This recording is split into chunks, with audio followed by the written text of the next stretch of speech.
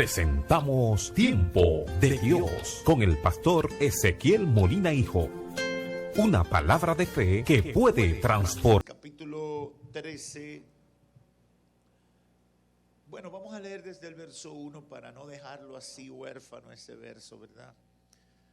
Dice la Escritura: los hijos de Israel volvieron a hacer lo malo ante los ojos de Jehová. Y Jehová los entregó en mano de los filisteos por 40 años. Y había un hombre de Sora, de la tribu de Dan, el cual se llamaba Manoa. Y su mujer era estéril, nunca había tenido hijos. A esta mujer se le apareció el ángel de Jehová y le dijo: he aquí que tú eres estéril y nunca has tenido hijos, pero concebirás y darás a luz un hijo. Ahora pues no bebas vino ni sidra, ni comas cosa inmunda, pues he aquí que concebirás y darás a luz un hijo, y navaja no pasará por su cabeza, porque el niño será nazareo a Dios desde su nacimiento, y él comenzará a salvar a Israel de mano de los filisteos. Quiero hablarles con el tema depende de mí. Usted dirá: pastor, ¿y qué es eso, verdad? Le pido que me dé algunos minutos para poderle orientar. Los capítulos 13, 14, 15 y hasta el 16 del libro de los Jueces presenta la historia de un personaje bíblico emblemático, la historia de Sansón. Es una historia llena de instrucción y de ejemplos en gran medida de lo que no debería ser el comportamiento de una persona que tiene la gracia de Dios y tiene promesas de Dios sobre su vida. Se supone que si una persona cuenta con la gracia de Dios y hay palabra profética de parte de Dios de lo que va a hacer con su vida, se supone que uno debe estar contento. Se supone que uno debe estar conectado con eso. Se supone que uno debe vivir de acuerdo a eso, sobre todo como pasó en el caso de Sansón, que desde el vientre de su madre fue elegido por Dios para una gran misión. Creo que hay muchas lecciones aquí. Y por esa razón creo que es un mensaje oportuno y necesario.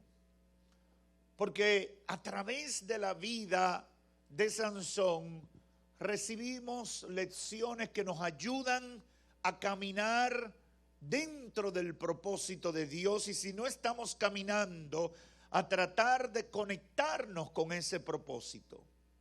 Por eso el Espíritu Santo me ha movido a enfocarme en lo que yo llamaría la responsabilidad que tenemos en lo que tiene que ver nuestra salvación y en lo que tiene que ver con el cumplimiento del propósito de Dios en nuestras vidas. Por eso hemos titulado esta reflexión: depende de mí. Depende de mí. Hagamos un poquito de historia con respecto a Sansón. El libro de los Jueces trata la época en que el pueblo judío ya había llegado a la tierra prometida. Dios le prometió que los llevaría luego de todos los casi 400 años de esclavitud en Egipto, Dios le prometió que lo llevaría a la tierra prometida, que le daría una tierra propia, que haría de ellos una nación grande, que no tendrían que estar subyugados a un poder extranjero, ni tendrían que ser esclavos en una nación extranjera como pasaron tantos años en Egipto. Dios cumplió. Durante todo el proceso del éxodo lo llevó. Y cuando llegó Josué, murió Moisés y llegó Josué, entraron y conquistaron esa tierra prometida. Obviamente, como pasa con nosotros, cuando estamos disfrutando la bendición, tenemos problemas para mantenernos fieles a Dios. Eso es paradójico, pero es una conducta muy común en nosotros los seres humanos. Cuando estamos en crisis, cuando tenemos problemas, cuando estamos en enfermedad, cuando tenemos problemas en la familia, en el matrimonio, somos la gente más espirituales. Somos la gente que busca más la ayuda y la dirección de Dios. Somos la gente más comprometida con Dios. Ahora, cuando todo está bien, cuando todo se normaliza, cuando las cosas van a pedir de boca, ya entendemos que no necesitamos a Dios y que por ende Dios no tiene nada que aportar a nuestras vidas. Eso es un error. Y eso en gran medida es lo que yo llamaría una conducta pagana, una conducta formada a la luz del paganismo antiguo y moderno que de alguna manera hemos aprendido. ¿Por qué yo digo eso? Bueno, porque el paganismo nos enseña a buscar a Dios solo cuando necesitamos un beneficio, a tener un intercambio, servicio por favores. Te sirvo, te prendo una vela, te prendo incienso, te llevo un regalo para que tú me bendigas. Eso es paganismo. Y la gente está muy acostumbrada al paganismo, hasta en la iglesia. Y hay hermanos que promueven eso. Yo escucho muchos hermanos diciendo, da una ofrenda de $10 y el Señor pagará tu deuda. ¿Y quién ha dicho que el Señor paga deuda porque tú le des una ofrenda de $10? La Biblia no habla de eso. Pero la gente se inventa ese evangelio. La gente enseña eso como si fuera palabra de Dios y no es más que otra versión del paganismo. Y tenemos que tener cuidado con eso porque mucha gente llega al evangelio con esa mentalidad. Y hay que decirle que Dios es suficiente, sus beneficios son suficientes, todo lo que Dios ha hecho por nosotros hace tiempo que es suficiente y Dios no tiene que darnos nada más para nosotros servirle. Nosotros tenemos que ser agradecidos por lo ya recibido. Y si nunca nos diera algo más, como quiera, estamos bien porque Dios nos ha dado demasiado. Pastor, ¿y qué es tanto lo que Dios me ha dado si yo vivo en olla? Comienza con la vida. Todo se lo debemos al Señor. Sigue con la familia, sigue con la casa, el techo, la ropa y el vestido. Todo te lo ha dado el Señor. Todo, todo, todo, todo. Y no me quiero desviar ahí, pero a la gente hay que estarle recordando eso. Hace tiempo que Dios te dio demasiado. Y todo lo que nos da adicional es para tú levantar tus brazos y decirle gracias Señor, porque tu misericordia me ha alcanzado. Y aunque mi mente quisiera tener más cosas, yo tengo que reconocer tu bondad en mi vida. Por eso en la iglesia insistimos en darle gracias al Señor. Por eso en la iglesia continuamente le motivamos, arengamos al pueblo para que dé gracias al Señor. Porque somos como los gatos. La gente dice que los gatos no le miran la cara al que le da algo. Dice que para no agradecerle. Yo no sé cómo es que han llegado a esa conclusión. Pero de verdad que los gatos son raros. Y tienen un comportamiento un poco extraño. Pero lo cierto es que nosotros nos da trabajo ser agradecidos. Entonces Dios libertó al pueblo judío, lo lleva a la nueva tierra, pero tan pronto estaban en bonanza, comenzaron a desviarse, se olvidaron del Señor. Por eso el verso 1 comienza diciendo: los hijos de Israel volvieron a hacer lo malo delante de Dios. Óyeme, se supone, se infiere que si Dios te bendice, eso debe ser motivo suficiente para tú estar dándole gracias permanentemente. Se supone que si tú eres beneficiado con el favor de Dios, tú debes no callarte diciendo gracias, Señor, por todo lo que me has dado. Pero no funcionamos de esa manera, y eso pasó en este tiempo. Vino un tiempo de inestabilidad. Y en el capítulo 1, Jueces comienza diciendo: y vino una generación que no conoció de Moisés, que no conoció de Josué, que no conoció de ninguno de los que vieron la manifestación de la gloria de Dios, y esa generación se desvió del camino del Señor. Aquí vuelvo con un tema que es muy recurrente para mí. Cuéntale a tus hijos lo que Dios ha hecho contigo.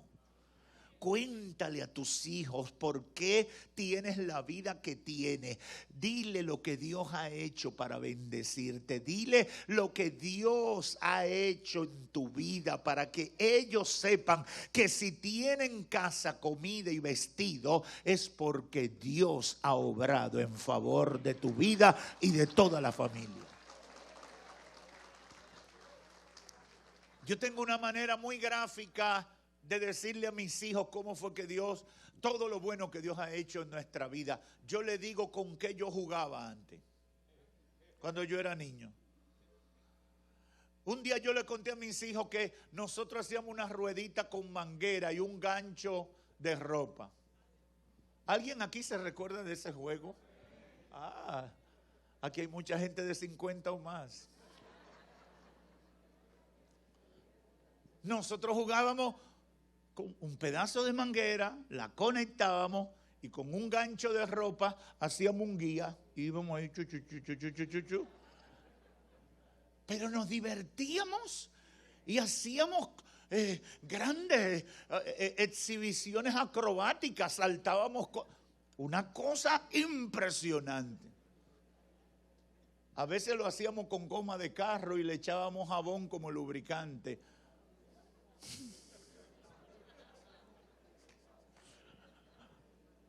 Mucha gente parece que vio eso aquí. ¿Cuántas cosas? Y cuando yo le cuento eso a mis hijos, a veces ya no, porque ya se lo he contado mucho, pero al principio ellos me decían: papi, tú estás relajando. No puede ser verdad, papi. ¿Cómo va a ser, papi? Y ustedes se divertían con eso.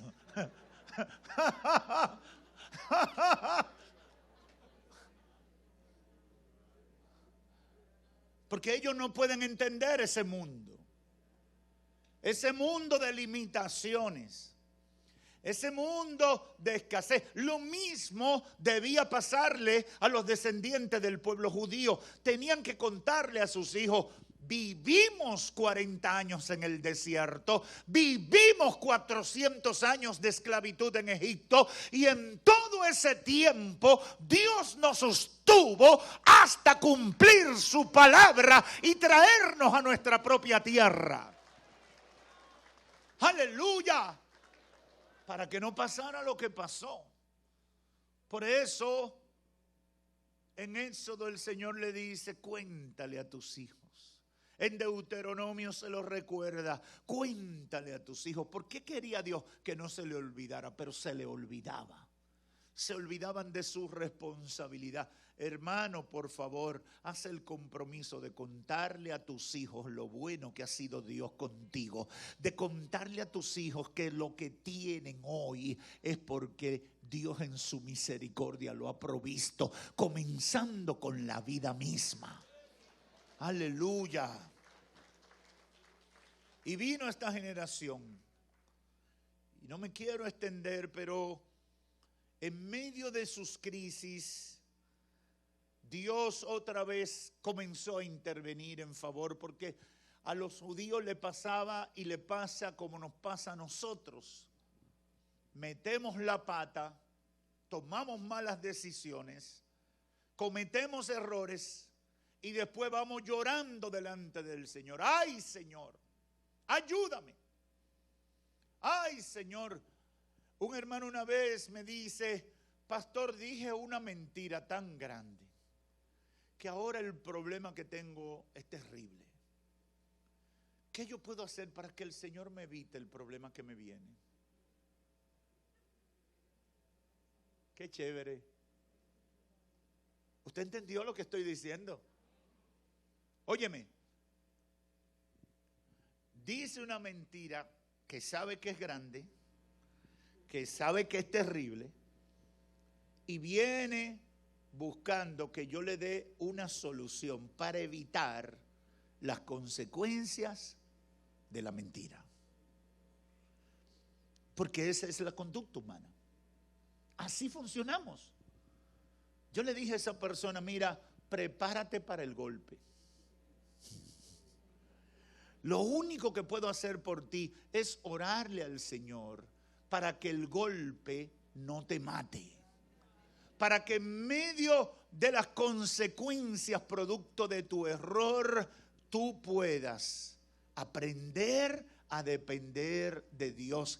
Y si Dios en su misericordia quiere ayudarte y evitar lo que te toca, eso sería un acto más de eso, misericordia. Porque la misericordia es un favor no merecido. Eso es la misericordia. Dios no tiene el deber de actuar con misericordia con nosotros. Dios no tiene la obligación de actuar con misericordia con nosotros. Nosotros no tenemos el derecho a ser beneficiados con la misericordia, porque la misericordia es un favor no merecido. Dios es justo si tiene misericordia con nosotros, y es justo si permite que las consecuencias de nuestros errores nos impacten. Sigue siendo justo. Sigue siendo justo. Dios no debió permitir eso. No. Tú te lo buscaste. Sembraste problemas, cosecha problemas. Porque eso es así. Esa es la ley de la siembra y la cosecha. Hay gente que quiere sembrar lío y cosechar paz. No vas a cosechar paz si siembras violencia, si siembras mentira, si siembras disensiones. No vas a cosecharlo. Hay que estar claro en eso. Los hijos de Israel pecaron y vinieron los problemas. Por 40 años, los filisteos, que eran sus enemigos y sus vecinos, lo azotaron. ¿Y qué hacía Dios? Levantaba hombres que los guiaran a ser liberados. Ellos caían en su crisis, clamaban a Dios, y Dios en su misericordia levantaba a los llamados jueces. El primero de ellos fue Otoniel. Otro de los famosos es Gedeón. Y otro bien famoso pero tristemente célebre es Sansón.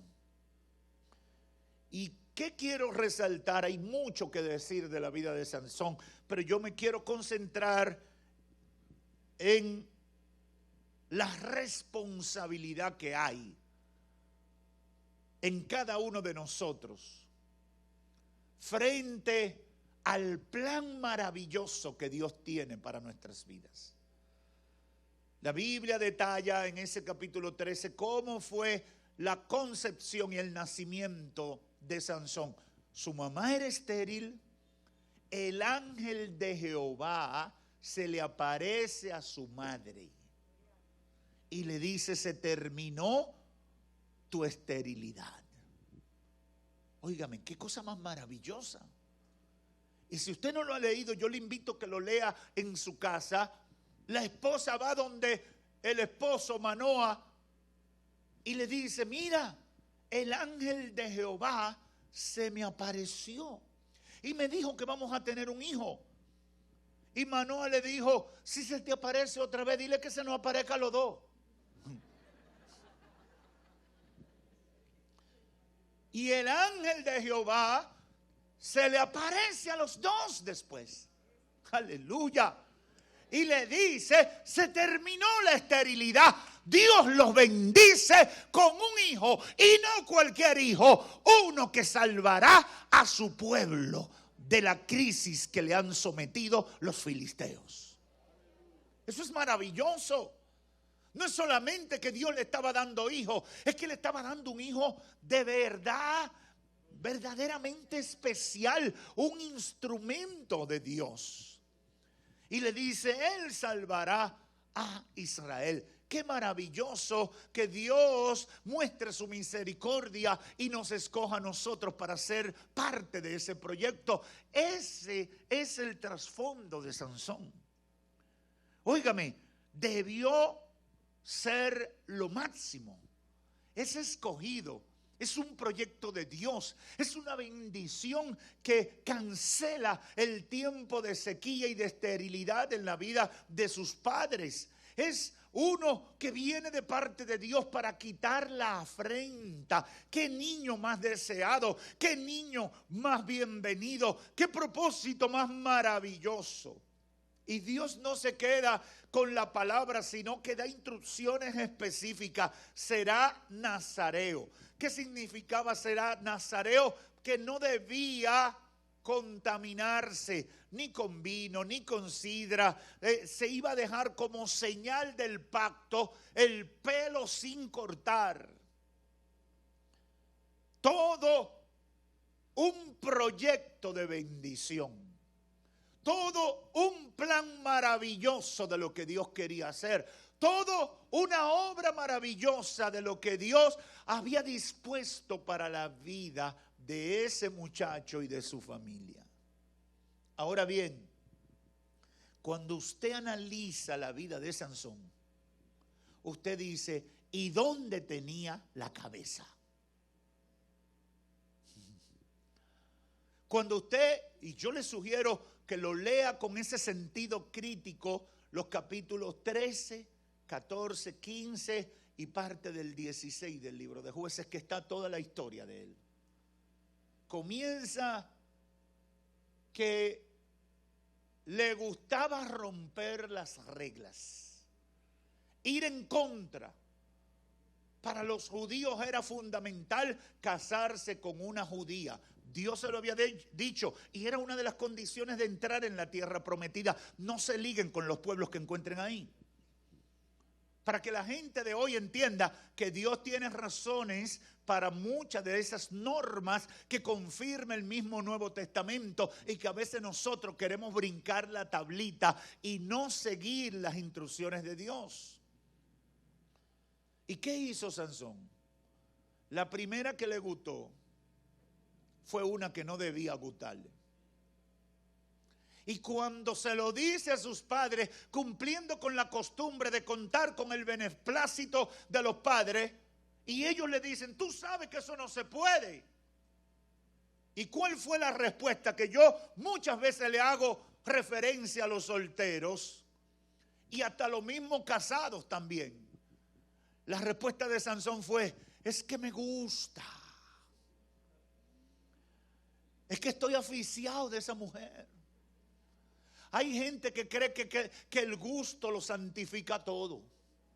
Es que ese hombre me gusta, pero mira que un diablo, es que me gusta, pastor. Mira que un muelú, es que me gusta, pastor. Mira que un irrespetuoso que no cumple con nadie, que ha tenido un hijo por todas partes y es un irresponsable. Es que me gusta, pastor. Usted no sabe que me gusta, es que me gusta.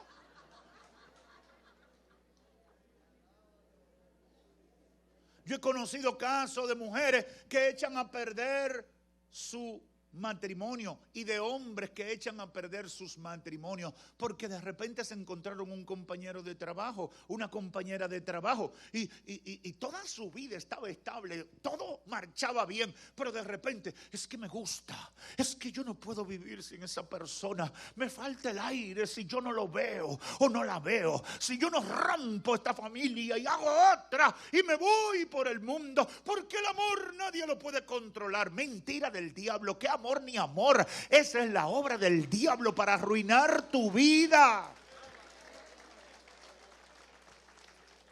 Hay que aprender a tener dominio sobre nuestros deseos carnales. Hay gente que no puede comer azúcar ni nada dulce. Y a veces yo me he encontrado con personas que médicamente le han dicho: tú no puedes comer cosas dulces, tú debes cuidarte.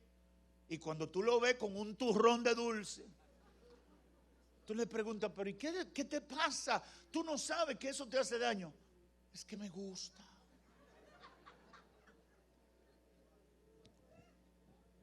Por eso a veces yo pienso que el Señor debe cauterizarnos el gusto. Porque mucha gente está arruinado por el gusto. Juan dice que tenemos que tener cuidado con los deseos de los ojos, los deseos de la carne y la vanagloria de la vida. ¿Por qué dice el apóstol Juan eso? Porque son los instrumentos que usa el enemigo para llevarnos a la desobediencia a Dios. Ese era el gran problema de Sansón. Y yo no tengo tiempo para hacer una exégesis detallada de todas las malas decisiones. Hubiera querido hacerlo, pero el tiempo no me lo permite. Todas las malas decisiones. Usted analiza la vida de Sansón y él no tenía reparo en seguir los deseos de sus ojos, los deseos de su carne y la vanagloria de la vida. Toda su vida estuvo marcada por esos errores. Se casó mal. Después hizo un lío porque la mujer lo engañó y le pidió, igual que Dalila, que le diera una respuesta. Se puso a inventar con un acertijo. Toda la vida se metía con prostituta. Cuando venía a ver, lo veían desahogándose con una prostituta. Y él vivía su vida loca, sin tomar en cuenta que Dios lo había elegido desde el vientre de su madre y había establecido un propósito para convertirlo en un instrumento de Dios como líder y libertador del pueblo judío. ¿Cuál es el propósito de Dios para tu vida? ¿Vives de acuerdo a eso? ¿O estás como Sansón, tomando decisiones que abortan eso que Dios quiere hacer contigo y que ya lo ha profetizado? Hermanos y amigos, Dios puede tener los mejores planes para nuestras vidas. Y Dios puede haber dado la palabra profética más impresionante para nuestras vidas. Pero nosotros, de manera individual, tenemos una responsabilidad determinante en que eso se cumpla. Tú y yo tenemos responsabilidad. Pastor, ¿y por qué Dios no lo impone? Porque Él es todopoderoso. Él debía imponer su propósito en mi vida. No lo puede hacer, porque lo único que Dios no puede hacer es violar su propia palabra. Y Dios estableció que tú y yo teníamos libertad para escoger. Que tú y yo podíamos tener la decisión de servirle o rechazarle. Que tú y yo podíamos aceptar o rechazar su consejo. Y yo me sorprendo cómo la gente para algunas cosas quiere que Dios lo obligue, pero para otras: no te metas conmigo. ¿Usted no se ha dado cuenta de personas que son así? Dios debió obligar a fulano a que hiciera tal cosa. O obligarme para que yo no me desviara. Ajá, y si te obliga, entonces dice, Dios, no me diste libertad. Yo estoy aquí por la mala. Porque el ser humano no hay quien lo entienda. El ser humano no hay quien lo entienda. Usted no lo ve que un día eligen un partido, un presidente, y un año después lo están votando. Y tú dices, ¿qué es lo que pasa? Hay un país en Sudamérica, en Perú, y va a seguir pasando. Mire, yo no soy profeta ni hijo de profeta, pero en Perú tienen un lío, no logran formar gobierno, porque eligieron una persona con problemas. Lo consideraron su salvador. Y tienen un lío, una inestabilidad política terrible ahora mismo en Perú. Pero eso va a pasar en Chile. Acaban de tomar una decisión tan loca como la de los peruanos. Va a pasar en Colombia porque parece que hay un espíritu llevando a los pueblos a tomar decisiones locas. Por eso nosotros tenemos que orar e interceder y hacer vallado por nuestra nación, porque nosotros somos lo que impide que el diablo trastorne la vida de las naciones cuando el pueblo de Dios se para en la brecha a orar. ¡Aleluya! Dios tenía grandes propósitos para Sansón. Dios tenía un gran proyecto de vida para Sansón. Dios tenía un plan maravilloso. El ángel de Jehová profetizó, dio una palabra profética para su familia. Dejarán la esterilidad y tu vientre, ustedes como familia tendrán un hijo que no será cualquier hijo, será el Salvador de Israel. ¡Qué palabra! ¡Qué palabra tan tremenda! Imagínate que el ángel de Jehová se te aparezca y te diga, te escojo, te saco del pecado y te escojo para un gran proyecto de salvación. ¿Qué usted diría? Si ese se descarría, si ese se va al mundo, si ese no le hace caso al llamado de Dios, es un loco. Es un torpe. Es un insensato. Le tengo noticias muy tristes y desalentadoras. En mi opinión, mi percepción, más de la mitad de la gente que llega a la iglesia, sin contar los que no llegan, de la mitad de los que llegan a la iglesia son Sansoncitos. Alaba. Pastor, ¿cómo usted dice una cosa tan fuerte? Yo lo digo por la experiencia de lo que vivo viendo, de la forma en que se toman decisiones. Hace algunos años aconsejaba a una joven aquí en la iglesia, me la trajeron desesperado porque de repente la muchachita estaba en la iglesia, estaba bien, etcétera, y de repente me salen que la encontraron con un tipo en un motel, qué sé yo qué. Y los amigos y los hermanos jóvenes también, los consejeros de jóvenes me dicen, pastor, usted tiene que hablar con esa niña porque es una locura lo que ha pasado. Digo, bueno, tráiganmela. Y cuando me la traen, la miro con una carita de ángel que no mata ni una hormiga boba. Y le digo, mi hija, ¿qué te pasó? Y ella me dijo algo que me marcó. Ella me dijo, no sé, yo estaba de frente al chico y me dio ganas de besarlo. Digo, pero ¿tú tenías alguna relación? ¿Era novio tuyo? ¿Había algo? No. Yo lo había conocido hacía 15 minutos. Digo, ¿cómo, mija? No, hacía 15 minutos, pastor, que yo lo conocí. Pero usted ve que en la película la gente se conoce y amanece juntos. Y digo, entonces tú vives una vida de película. Se quedó pensando y no me pudo dar respuesta. Pero yo quiero decirle, hermano, eso me marcó porque esa es la realidad. Mucha gente viviendo vida ficticia, vidas ficticias, vidas que no guardan relación con la lógica, con la realidad, con lo que es fundamental para tomar decisiones.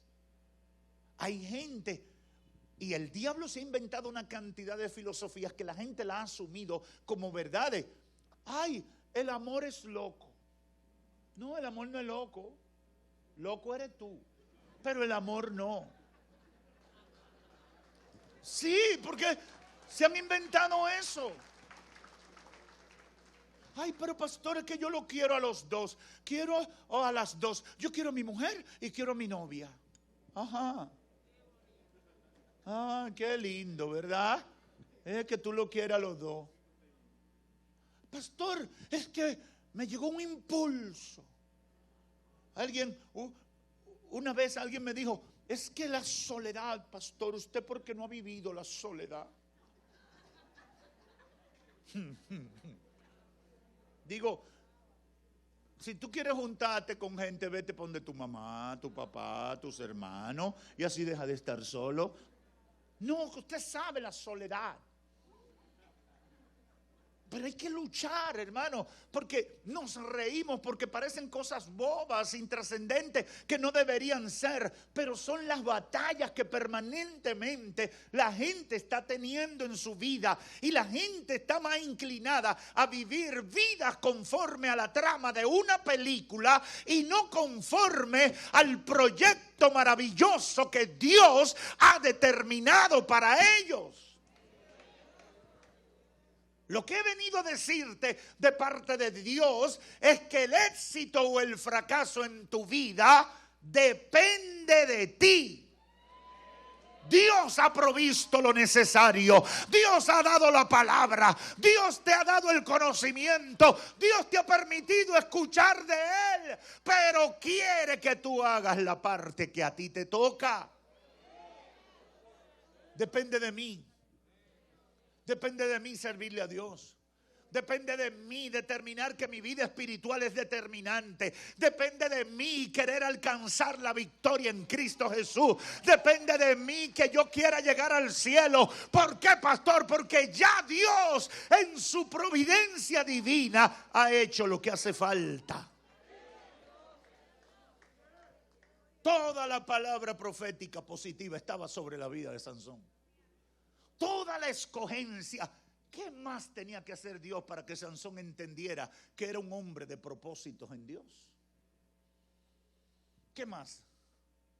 Que le pusiera un ángel de guardia y le tuviera con un garrote, con un bate 38, diciéndole, tú sí eres asqueroso con esa prostituta. ¿Sería eso? ¿Sería eso que Dios tenía que estar detrás de Sansón? Deja de hacer travesura. Usted sabe lo que hizo en una incomodidad, en un cuerdazo, con lo que le quitaron la mujer que él votó, porque él se metió con esa filistea. Y después porque ella no le fue fiel con un acertijo, un invento que hizo ahí con unos amigos. Y una apuesta que hizo, porque él tenía todos los problemas, él lo hacía. Le pegó fuego, vino, amarró unas zorras y le pegó fuego a los campos de los filisteos. Ese tipo tenía problemas porque se dejaba llevar por sus impulsos. Y yo conozco gente así, que cuando tú hablas con ellos son una maravilla de personas, pero en un minuto echan a perder la vida. Viven tomando decisiones que tú dices, pero Dios mío, ¿y qué fue lo que se te metió en la cabeza? Es que le dan lugar al diablo. Le dan lugar al diablo a través de los deseos de los ojos, los deseos de la carne y la vanagloria de la vida. Le dan poder al diablo en su vida y Satanás le arruina. Yo he venido a decirte de parte del Señor, el proyecto de vida que Dios tenía para Sansón era maravilloso. Ahora, nunca Sansón procuró vivir conectado con el proyecto de Dios para él. Lo que tenía que hacer no lo hacía. Lo que estaba llamado a hacer no lo hacía. Y la lección que tenemos es que como Sansón, Dios tiene un proyecto maravilloso para todos nosotros. Dios ha provisto a Cristo como nuestro Salvador y Señor. Pero ¿qué es lo que queremos ahora? ¿Qué es lo que queremos? ¿Por qué vivimos una vida de inestabilidad espiritual? ¿Por qué tomamos decisiones locas? ¿Por qué no estamos caminando como Dios quiere que caminemos? Yo analizando, y yo he predicado y he referido muchas veces el caso de Sansón, pero anoche mientras yo leía toda la historia, el Espíritu Santo ministraba a mi espíritu sobre qué hubiera sido de la vida de Sansón si se hubiera alineado con el propósito de Dios. ¿A dónde Dios lo hubiera llevado? Eso es como esos prospectos de béisbol que a veces dicen los scouting report. Tiene que ser una estrella, tiene las 5 herramientas, tiene esto, tiene aquello, batea, corre, atrapa, fildea, no sé cuál es la otra. Y todas esas cosas bonitas que dicen del béisbol, dicen, ese muchacho debe llegar. Pero ¿cuántos muchachos ustedes han visto que con un potencial tremendo nunca llegan a las grandes ligas, ni siquiera a destacarse en las ligas menores? A veces los equipos le dan un bono grandísimo de dinero y lo único que hacen es hundirse, porque nunca viven de acuerdo a esa gracia y a ese favor que Dios le ha dado. Yo he venido a decirte de parte del Señor esta frase que debe estar pendiente en tu mente y en tu corazón. Depende de mí. Ya Dios ha hecho lo que tenía que hacer. Mandó a Cristo a morir por ti en la cruz del Calvario. Cristo vino y con todo el sacrificio que implicó venir a la tierra y morir por los pecadores, lo hizo por amor a nosotros. Lo único que nosotros tenemos que hacer es decidir: acepto, Señor, me aparto de la vida de pecado y comienzo a vivir la vida conforme a lo que tú quieres, y Dios se glorificará en la vida de cada uno de nosotros. Todo lo que hemos tomado la decisión sabemos lo que estoy diciendo. Todo lo que estamos en la iglesia buscando de Dios sabemos lo que estamos diciendo. Hay muchos, y a veces la gente cree que los cristianos son gente perfecta, que nunca han cometido errores. No, hay muchos que hemos cometido errores. Hay muchos que un día nos resbalamos y nos estrellamos, pero hemos aprendido que fuera del propósito de Dios no hay nada bueno para nuestra vida, y hemos decidido seguir a Cristo y serle fiel por encima de los deseos pecaminosos que nos vienen. Hay gente que me ha dicho: pastor, ¿y usted no le da deseo de pecar? Claro, igual que a ti. Deseo, pensamiento, porque Satanás no se retira. Dice la Biblia que él se va a retirar cuando lo lancen al lago de fuego y azufre y se termine la agonía. Apocalipsis 20 o 21. Todos tenemos batallas. Todos tenemos provocaciones. Todos tenemos pensamientos que pueden venir. Pero dice el apóstol: lleven cautivo todo pensamiento a la obediencia de Cristo. Aleluya, aleluya, aleluya, aleluya. Todo lo que estamos casados, un día hemos cogido un cuerdazo con la pareja. Alaba. Todos los casados, un día hemos tenido un disgusto. Y algunos un día, otro diario. Hay disgusto. ¿Y qué te dice el diablo? Mire, le voy a decir, yo no soy profeta, pero desde que usted tiene un disgusto en su casa con su esposa o su esposo, inmediatamente va a aparecer alguien tan simpático, tan amable y tan especial que no tiene nada de los defectos de ese con el que tú vives. ¿Ve que no soy profeta y dije la verdad? Sin usted saber que yo sabía. Porque usted lo sabe, pastor. Es la vida. Es lo que vive sucediendo. Es la obra de Satanás. Es la obra del diablo. Siempre. El día que te peleaste con tu mujer, te llama tu amiga que te quiere de toda la vida, o te la encuentra en Facebook. Hoy es el cumpleaños de Juanita de tal. Llámala. Mándale un mensaje. Y de una vez Satanás te mete en la cabeza: si estuviera casado con esa, no estuviera pasando la mala sangre que tú tienes, con esa chimultrufia con la que tú vives.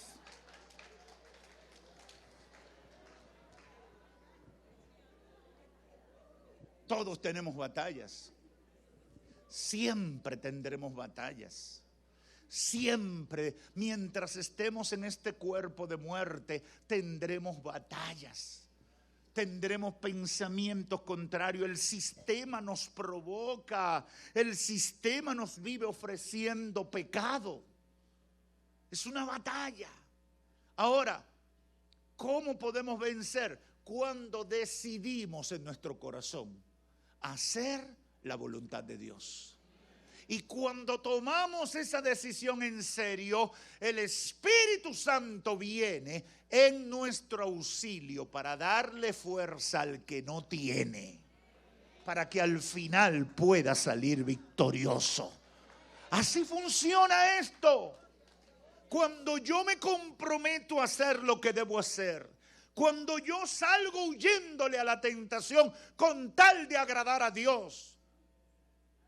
Mire, hermano, no es fácil a un hombre que le digan la palabrita esa. París con guayo.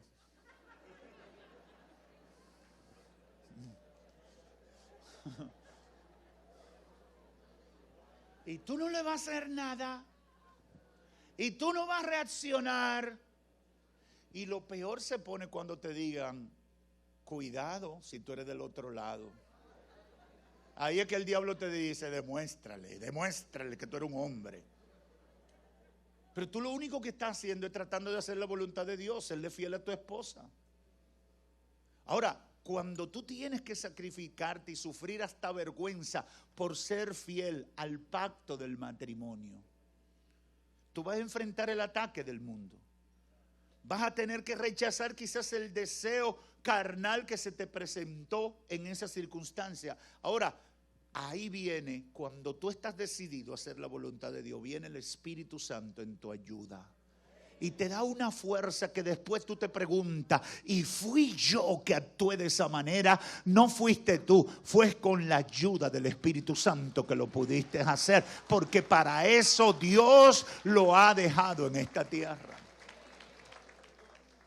Por eso yo le digo a todo el que me escucha: depende de ti. Frente a tu espejo, declara el tema de este mensaje: depende de mí servirle al Señor. Déjese de justificar. Hay gente que vive echándole la culpa. No, que en la iglesia no me atendieron. No, que no me buscaron. Yo me molesto tanto porque como yo no morí por ti. Ay, el pastor no me llamó. Gran cosa. Ay, los hermanos no se preocuparon porque se me murió fulanito. Es bueno que los hermanos se preocupen. Es bueno que el pastor se preocupe. Es bueno que la iglesia se solidarice contigo. Todo eso es bueno. Pero tu fidelidad a Dios, tu servicio a Dios, tu compromiso con Dios no depende ni del pastor, ni de los hermanos, ni del diablo, ni de la sociedad, ni de lo que predica el mundo. Depende, número uno, de la obra de Cristo para salvarte, y ya esa fue hecha. Lo que falta depende de ti. Por lo tanto, mi consejo es: dejemos atrás las justificaciones. Dejemos atrás esos pensamientos donde llevamos la culpa de lo que hacemos a otra persona o lo justificamos tratando de decir que el otro tiene la culpa. Vamos a asumir nuestra responsabilidad. Yo les sugiero que lea el capítulo 16 de Jueces, cuando Sansón, en el último acto de su paradójica vida, le pide a Dios arrepentido, luego de la humillación extrema, que le dé un momento más para tratar de conectarse con su propósito. Y es ahí donde derriba las columnas del gran auditorio filisteo y en efecto acaba con la vida de todos los líderes del pueblo filisteo, que eran los verdugos del pueblo de Israel. Lea las palabras de Sansón y vea el escenario de un hombre que se dio cuenta que por dejarse llevar de sus deseos arruinó un proyecto maravilloso que Dios tenía con él. Y sufrió toda la vergüenza. Por eso es bueno conocer estos ejemplos bíblicos, porque usted ve cómo Sansón es humillado por causa de sus propios errores. Yo no quisiera que la gente que me esté escuchando pase por esa experiencia. Y yo sé que Dios me ha dado esta palabra para advertirte. Depende de mí. Cada vez que vengan esos pensamientos, recuerda esta frase: depende de mí serle fiel a Dios. Depende de mí hacer la voluntad de Dios. Depende de mi decisión mantenerme dentro del plan de Dios para mi vida. Si tienes esto presente, la ayuda que necesites te la dará el Espíritu Santo y alcanzarás la victoria. Que Dios te bendiga. Hemos presentado